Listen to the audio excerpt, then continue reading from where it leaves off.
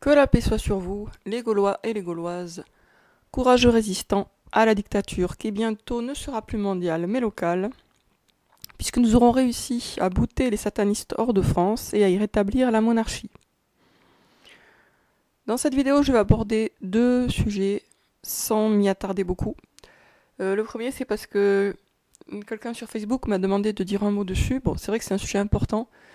C'est celui des tortures ou des meurtres à distance par ondes électromagnétiques.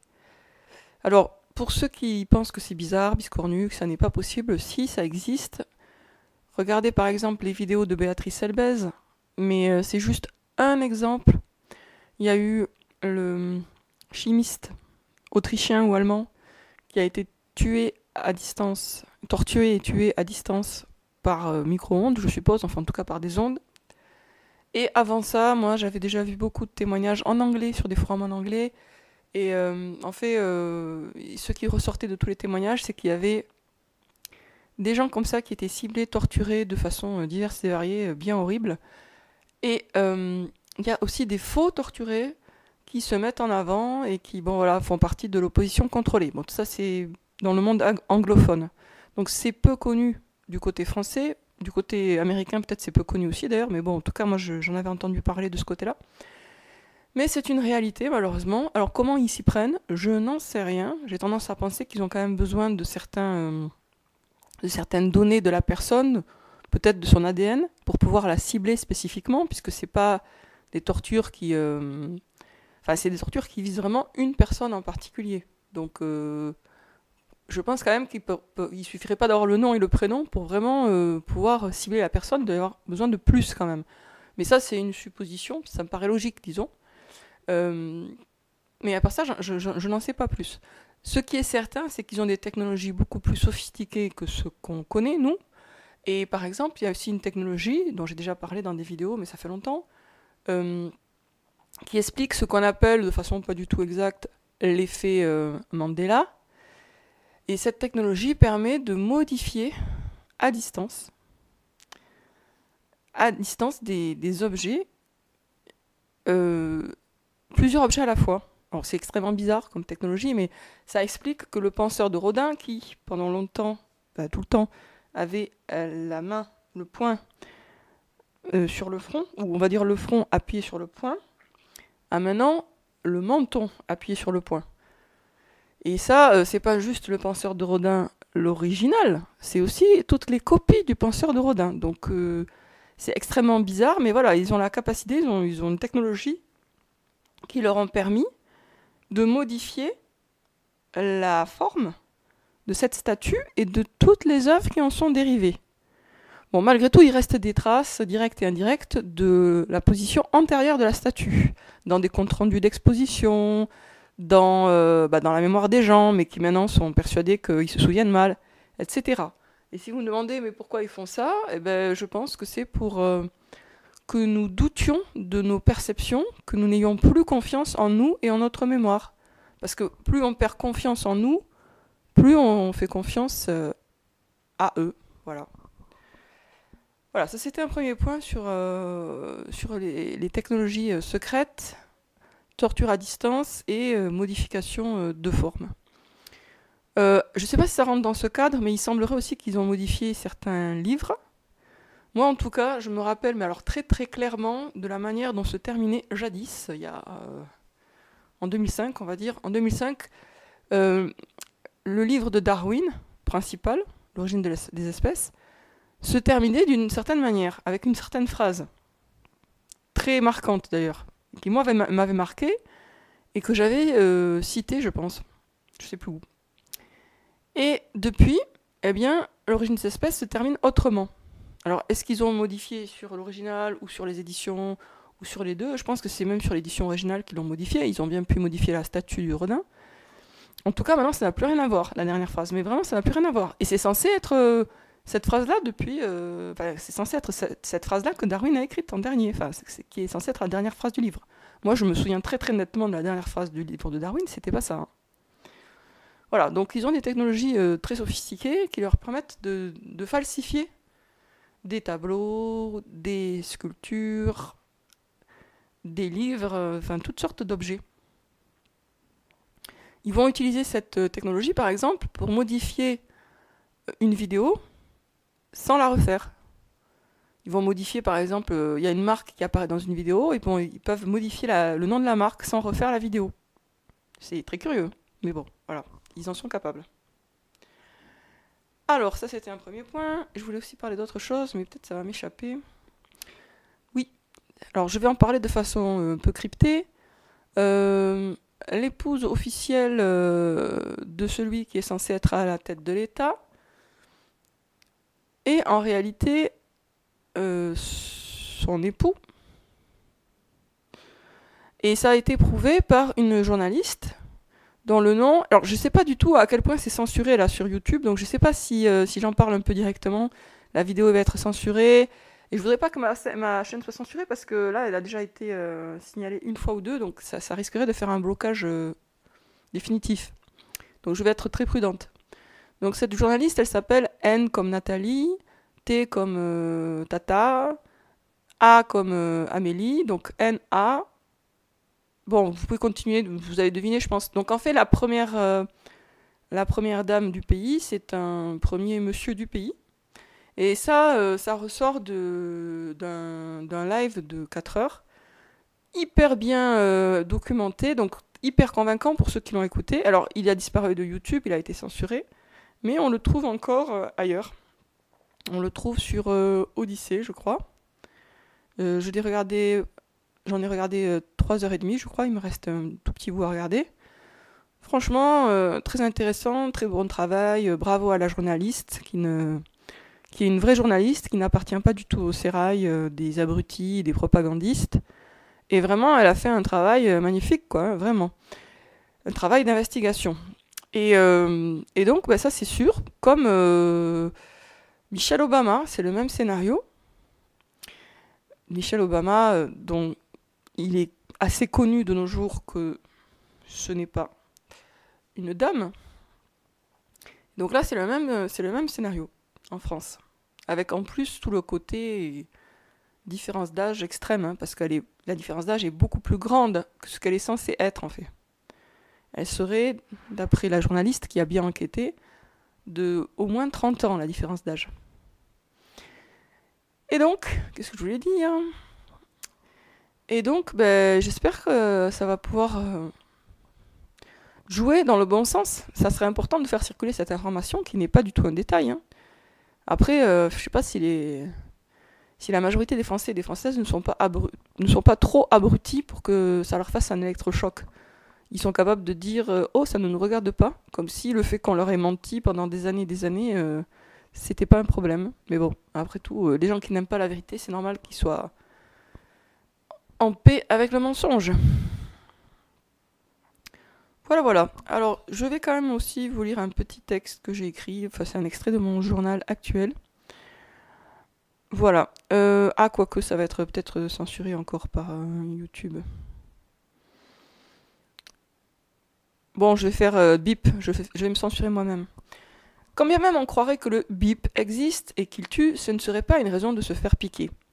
En effet, le fait qu'une maladie tue n'implique pas automatiquement que le bip-bip, qui théoriquement en protège, ne tue pas lui aussi. Or, les témoignages prouvent justement que c'est ce qu'il fait. Il tue, c'est-à-dire la chose qui est censée protéger. Les morts du bip ne sont donc pas un argument pour se faire bip-bip, de même que les morts causées par le tabagisme ne sont pas un argument pour consommer de l'alcool. Une cause de mortalité n'en justifie pas une autre, un facteur de décès n'en innocente pas un autre. À moins bien sûr que la seule mort qui soit à craindre, ce soit la mort par bip, toutes les autres morts étant des formes de décès beaucoup moins graves, mais dans ce cas, on vit en absurdistan. D'ailleurs, même en acceptant l'idée biscornue et irrationnelle qu'il est préférable de mourir d'une crise cardiaque ou d'une thrombose que du bip, il resterait à prouver que les bip-bip, dits anti-bip, protègent réellement contre lui. Ce qui est toxique, ce qui tue, peut-il immuniser contre une maladie, protéger la vie ? La réponse est dans la question. Mais en réalité, le bip est une maladie imaginaire, un nouveau nom pour le rhume, la pneumonie et la grippe, qui existent depuis toujours. Les nouvelles causes de mortalité sont en réalité les bip-bip anti-bip, la 5G, le masque, l'angoisse causée par la dictature et sa propagande, et sans doute aussi les écouvillons et le gel utilisé pour se nettoyer les mains, soi-disant. Voilà, alors je sais pas si c'est très clair avec les bips et les bip-bip, ça va pas être super limpide, mais bon, faites un petit effort, voilà. En fait, j'essaie d'attirer votre attention sur le fait qu'il n'y a aucune logique à accepter quelque chose sous prétexte que ce serait le remède à quelque chose de mortel. C'est-à-dire que finalement, c'est pas automatiquement soit l'un soit l'autre. Ça, c'est le principe de Ténébrifère. Ténébrifère aime beaucoup nous donner le choix, mais c'est toujours des choix truqués, biaisés. Donc en gros, vous choisissez entre Carib et Scylla, le marteau et l'enclume. Enfin, c'est toujours des choix bidons, truqués. Et il faut, pour ne pas succomber à cette ruse, faire usage de toute sa raison. D'une façon générale, faire usage de toute sa raison, c'est un acte de résistance. Dans la mesure où on nous pousse, très délibérément, à la panique, à l'angoisse et à l'abrutissement. Donc garder son calme et raisonner de façon bien lucide et bien concentrée, c'est déjà un grand acte de résistance. Arriver à se projeter dans le futur, quand bien même effectivement il n'est pas entre nos mains à 100%, c'est aussi un acte de résistance, parce qu'eux, ils veulent qu'on ne pense qu'à court terme, qu'on ne pense qu'au jour le jour. Eux, ils ont des visions à long terme, et ils veulent que nous, on n'en ait pas. Mais il faut qu'on en ait des visions à long terme, il faut penser à nos enfants, à nos petits-enfants, il faut se projeter dans ce qu'on veut pour eux, et pas juste dans notre survie immédiate, même si effectivement, cette survie même me paraît assez menacée actuellement. Bon... je pense vraiment que les choses vont changer. Maintenant, je sais qu'il y a beaucoup de gens qui se disent ça va péter, mais moi je crois pas que ça va péter, en tout cas pas au bon sens du terme, dans un très proche avenir. Et je vous encourage à ne pas placer trop d'espoir dans le court terme. Parce que souvent les choses prennent plus de temps que ce qu'on imaginait. C'est un peu normal, c'est la tendance de l'esprit humain, on a tendance à imaginer que ça va être rapide et puis finalement ça prend du temps. Mais ce qui est différé n'est pas perdu, hein. Donc il ne faut pas se décourager pour autant, c'est ça qui est important. Donc il vaut mieux placer ses espérances dans un futur relativement éloigné, même s'il n'est pas très éloigné, pour ne pas être trop violemment déçu au moment où on s'aperçoit qu'on a été un peu trop optimiste. Donc moi, je vous conseille, je vous suggère d'être très optimiste, mais dans une perspective moyen terme ou même long terme. Alors bien sûr, c'est pas très rigolo de se dire qu'on va encore endurer ce qu'on endure depuis 2 ans, ou pire, ou certainement pire, dans les années à venir. Mais ça me paraît probable, donc autant voir les choses en face. Parce que c'est bien d'être optimiste, mais si ça conduit à avoir des espoirs démesurés pour... un très proche avenir, et puis après on voit ces espoirs déçus, le risque c'est de tomber dans le désespoir. Et c'est ça qu'il ne faut surtout pas faire. Le désespoir, c'est quand même l'ennemi principal de l'être humain, surtout dans les périodes difficiles. Donc il faut garder à l'esprit que la vie est un test, ça devient un test de plus en plus difficile, mais au final, l'essentiel c'est de gagner le test, et on ne gagne le test que quand on fait preuve de patience, de persévérance et d'espoir. On doit placer notre espoir en Dieu, en nos propres forces, et aussi dans les prophéties, parce que les prophéties, elles sont angoissantes par certains côtés, mais très rassurantes par d'autres. Dans les prophéties, il est annoncé beaucoup de catastrophes naturelles, mais ces catastrophes sont relativement ciblées sur les pervers.